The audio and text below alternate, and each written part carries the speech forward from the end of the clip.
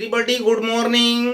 कैसे हैं आप लोग को मैं बताने जा रहा हूं कि yesterday I was taught the lesson degree of comparison.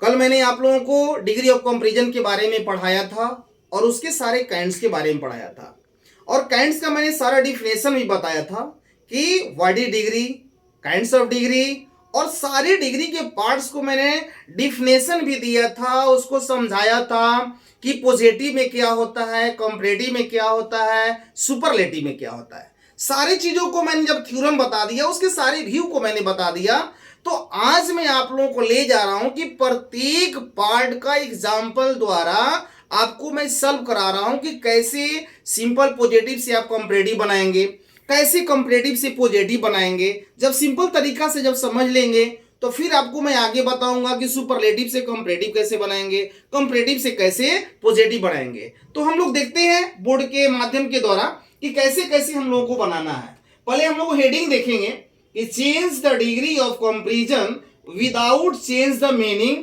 हम लोग डिग्री ऑफ कंपैरिजन को बिना मीनिंग को चेंज किए हुए हम अपने डिग्री को बनाएंगे। यानी मीनिंग को चेंज करने का मतलब क्या, कहने का मतलब है कि राम सब्जेक्ट है तो राम सब्जेक्ट रहेगा, राम के जगह पर मोहन नहीं लिखेंगे। अगर मोहन मेरा ऑब्जेक्ट है तो मोहन के जगह पर हम करण नहीं लिखेंगे। यानी मीनिंग चेंज नहीं होगा, बल्कि उसके रूट परिवर्तन होंगे, स्ट्रक्चर उसके परिवर्तन होंगे। इसके द्वारा मैं आप लोगों को सिंपल पॉजिटिव से कंपैरेटिव और कंपैरेटिव से पॉजिटिव बनाने का आप लोगों को नियम समझाने जा रहा हूं। देखिएगा, पहले हम लोग ये पहचाने कि पॉजिटिव से कंपैरेटिव और कंपैरेटिव से पॉजिटिव बनाएंगे तो पहले पॉजिटिव की पहचान क्या होती है और कंपैरेटिव की पहचान क्या होती है। पहले जब तक से डिग्री में आप पहचान को, रिकॉग्नाइज को आप लोग कंप्लीटेड आप लोग अपने माइंड में नहीं लेंगे तब तक से आपको डिग्री बनाने का तौर तरीका मालूम ही नहीं चलेगा। पहले उसके बारे में ये समझेंगे कि हमें पॉजिटिव कैसे पहचान किया जाएगा, कैसे कंपैरेटिव को पहचान करूंगा, तब तो मैं पॉजिटिव से कंपैरेटिव और कंपैरेटिव से पॉजिटिव करूंगा। तो पहले ध्यान दिया जाए, जैसे पहला है आपका यहां पर नंबर 1 मैं दे रहा हूं कि he is as good as Mohan. He is as, वह उतना अच्छा है जितना मोहन। अब देखिएगा, जहां कहीं भी अगर हिंदी का अगर जैसे आप लोग ट्रांसलेट करते हैं और जहां कहीं भी इतना और जितना या उतना शब्द आता है तो डायरेक्टली आप लोग वहीं पर थंब लगा देना कि ये सेंटेंस मेरा पॉजिटिव है। अगर इंग्लिश में यदि उसको पहचान करना होगा तो जहां कहीं भी अगर एडजेक्टिव के पहले और एडजेक्टिव के बाद अगर एज या सो एज अगर आ जाए तो डायरेक्टली आप समझ लेना कि वो सेंटेंस मेरा पॉजिटिव है।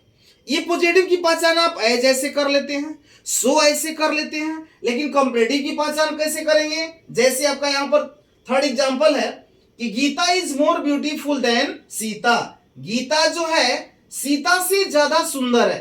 अब ध्यान दीजिएगा, जितना और उतना कहने से पॉजिटिव की पहचान हो गई, लेकिन जैसे ही ज्यादा शब्द आ जाएगा, ज्यादा का जैसे ही व्यवहार किया जाएगा, यानी ज्यादा मींस देन, तो आप डायरेक्ट समझ लेंगे कि सेंटेंस मेरा क्या है, कंपैरेटिव है। उसको डायरेक्टली आप पहचान लेंगे। तो पहले कंपैरेटिव से पॉजिटिव बनाने के लिए और पॉजिटिव से कंपैरेटिव बनाने के लिए स्ट्रक्चर पर ध्यान दे देंगे। जैसे subject, auxiliary verb plus as या सो प्लस एडजेक्टिव या adverb plus as plus object. ये पॉजिटिव में हो गया। यानी कहने का मतलब है कि एज या सो और एज जो होता है सेंटेंस में तो पॉजिटिव की पहचान कर ली जाती है। कंपैरेटिव में उसको बनाना होगा तो क्या करेंगे, सब्जेक्ट ए भी यानी ऑक्सिलरी वर्ब, एडजेक्टिव और एडवर्ब का टू, यानी पॉजिटिव में एडजेक्टिव जो होता है एडवर्ब वो V1 में होती है, लेकिन जैसे ही कंपैरेटिव में बनाते हैं तो एडजेक्टिव और एडवर्ब जो होता है दोनों में से कोई एक ही आएगा तो हमेशा V2 में चला जाएगा। और जैसे ही V2 लिखेंगे तब वहां उसके पास में क्या होगा, देन और स्टार्टिंग सब्जेक्ट। यानी कहने का मतलब होता है कि जैसे हमने सेंटेंस ले लिया कि he is as good as Mohan, ये मेरा सेंटेंस क्या हो गया, पॉजिटिव हो गया।